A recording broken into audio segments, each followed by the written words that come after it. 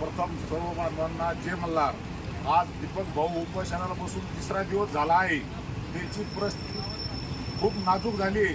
आज पालकमंत्र्याला किंवा एखाद्या मंत्र्याला किव यायला पाहिजे की आज धनगर समाज हा रोडवर उतरला आहे. आज कोणी पण एक पैसे असलं तर एक कोणी प्रतिनिधी येणं नाहीये.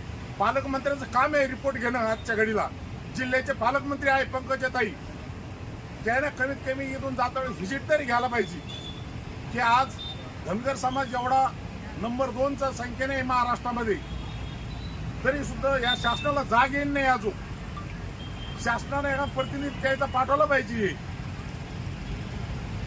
तरी त्याबद्दल आम्ही सर्वपणे दीपक भाऊ बोराडे पूर्ण समाज खंबीरपणे दीपक भाऊच्या पाठीमागे आहे.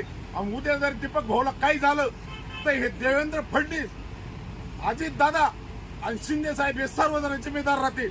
उद्या आम्ही महाराष्ट्र पेटून काढू येऊ द्या.